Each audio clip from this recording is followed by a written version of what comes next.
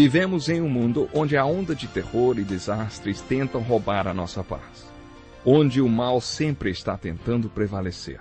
Mas vemos pela palavra de Deus desde o Antigo Testamento que o cuidado de Deus para com aqueles que o temem e o buscam é muito real e permanente. Fique atento a mais um programa Encontro com a Palavra. Aqui apresentamos a palavra de Deus como resposta a todas as mais difíceis questões da vida. Agora com você, Pastor Edson Bruno.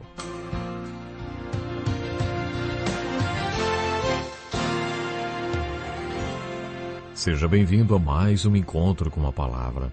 E bem-vindo a mais um estudo de João. No programa de hoje vamos continuar estudando o capítulo 11 do Evangelho de João. E para começar vamos ler os versículos 46 e 47. Diz assim: Mas alguns deles foram contar aos fariseus o que Jesus tinha feito. Então os chefes dos sacerdotes e os fariseus convocaram uma reunião do Sinédrio. O que estamos fazendo? Perguntaram eles. Aí está esse homem realizando muitos sinais miraculosos. Esse texto tem a ver com os versículos 30 e 31 do capítulo 20 de João. Ouça com atenção. Jesus realizou na presença dos seus discípulos muitos outros sinais miraculosos que não estão registrados neste livro. Mas estes foram escritos para que vocês creiam que Jesus é o Cristo, o Filho de Deus, e crendo, tenham vida em seu nome. O que João pretendia ao escrever este livro? Ele queria registrar os sinais e milagres de Jesus para nos convencer de que Jesus é o Cristo, o Filho de Deus, e para que, crendo, tenhamos vida eterna.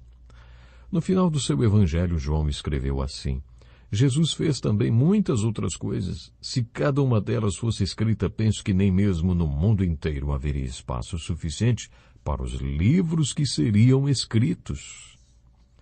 E o que temos no capítulo 11 de João? Mais um sinal miraculoso de Jesus. Olha o que os fariseus disseram. Se o deixarmos, todos crerão nele, e então os romanos virão e tirarão tanto o nosso lugar, se referindo ao templo, como a nossa nação.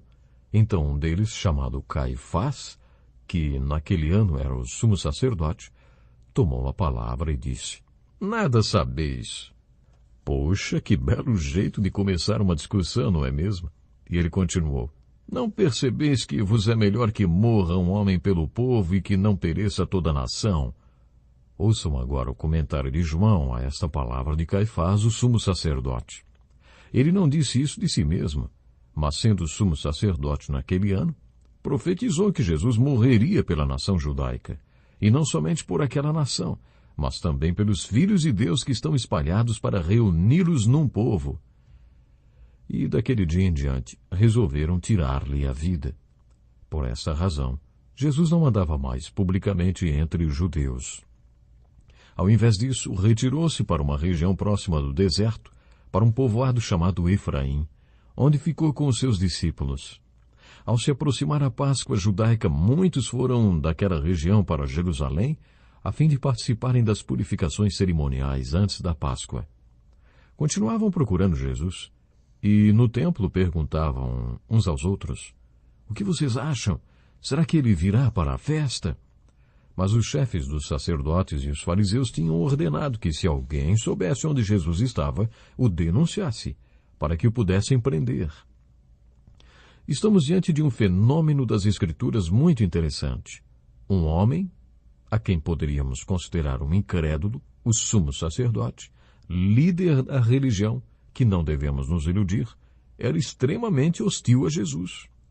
Mas o que percebemos ao final do capítulo é que a hostilidade se transformou em uma guerra declarada. A partir daí, qualquer um que soubesse o paradeiro de Jesus deveria denunciar, para que ele fosse preso. Já estamos chegando ao final do ministério público de Jesus. No capítulo 12, o seu ministério se encerrará, e a partir daí teremos o chamado último retiro de Jesus. Jesus iniciou o seu ministério com um retiro e o terminou com outro.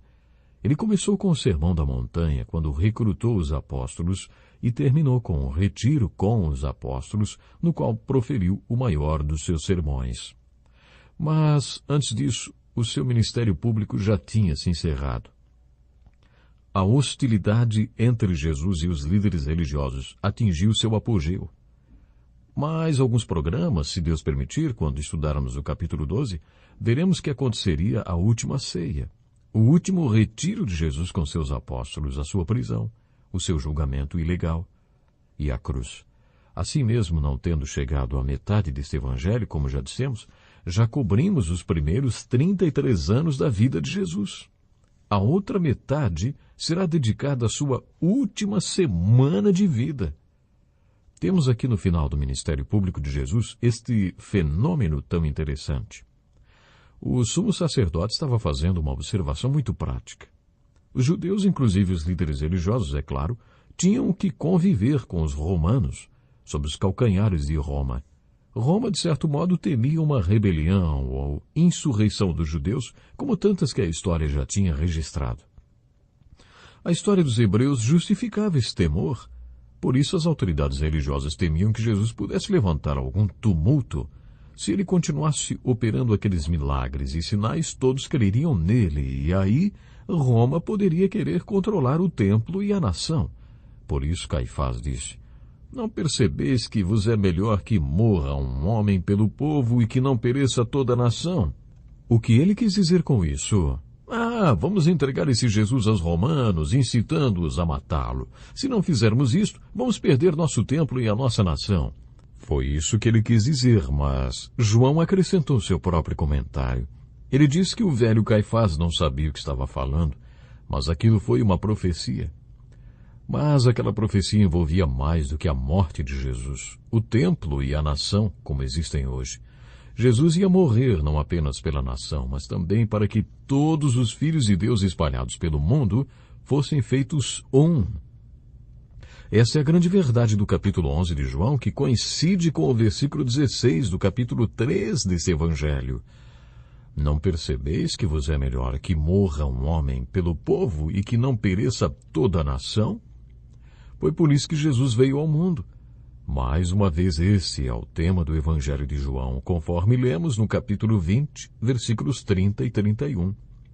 Há tantas outras coisas que poderíamos dizer a respeito desse capítulo, mas, resumindo, quem é Jesus nesse capítulo? Ele é a vida e a vitória sobre a morte. O que é fé? Fé é crer e viver em Cristo mesmo diante da morte. Fé é rolar a pedra da incredulidade para poder crer e assim ver a glória de Deus através de milagres na sua vida. Fé é se despir das roupas velhas de morte depois de crer e ser libertado. Tirem as faixas dele e deixem-no ir. É uma grande ilustração de fé isso aí. Aqueles judeus que foram visitar Maria creram porque viram na vida dela uma estrada para Deus. Viram a reação e a resposta dela diante da provação da doença e da morte. Existem outras respostas muito bonitas nesse capítulo para a pergunta o que é a fé. E o que é vida? Vida é se tornar parte do que é permanente. É saber que você nunca vai morrer. Pense sobre o significado da palavra ressurreição. Em toda a Bíblia, do Gênesis ao Apocalipse, é enfatizado que somos criaturas feitas para viver em duas dimensões e não em uma. Fomos criados para viver na terra e criados para viver no céu, no estado eterno. E para isso nos foi dado um corpo espiritual.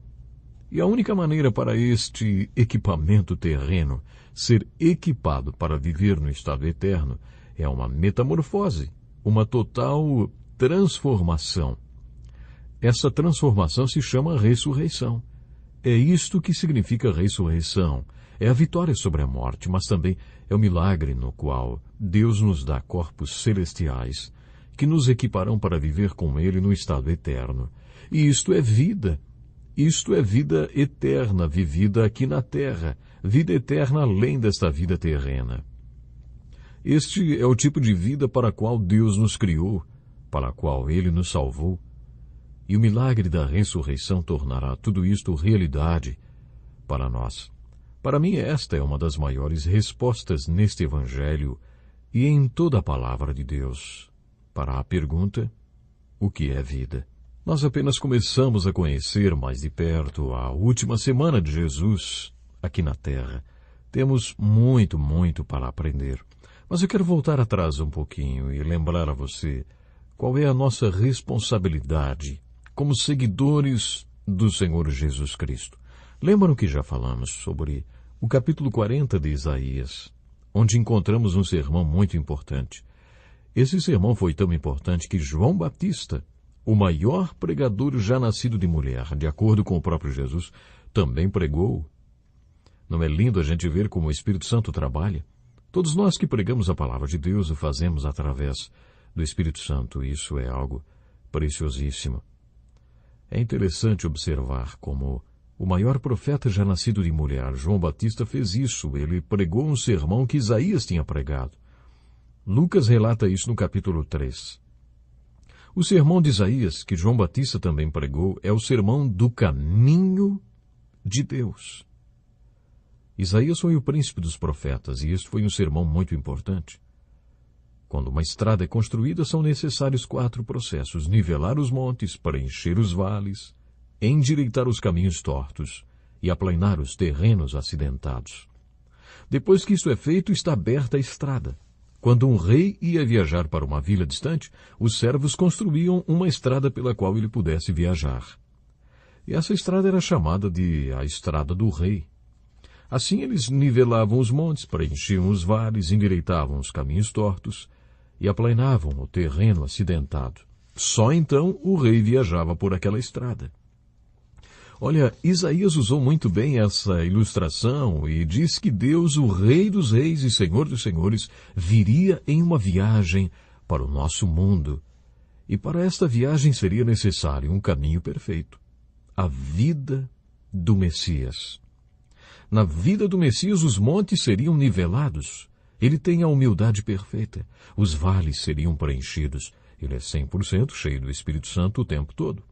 Os caminhos tortos seriam endireitados, e a sua reação diante das dificuldades e acidentes da vida seria um exemplo para os homens.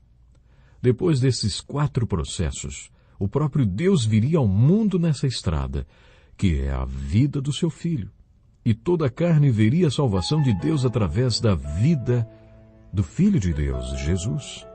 Quando acabou o tempo de Jesus nesse mundo, conforme vemos relatado nos capítulos 17 e 20 de João, Jesus disse: assim como me enviaste ao mundo, eu os enviei ao mundo. Se a vida de Jesus foi uma estrada para Deus, nossa vida também deve ser uma estrada para Deus. Somos chamados para conduzir outros a Deus. Pense nisso. Até o próximo programa. Deus lhe abençoe.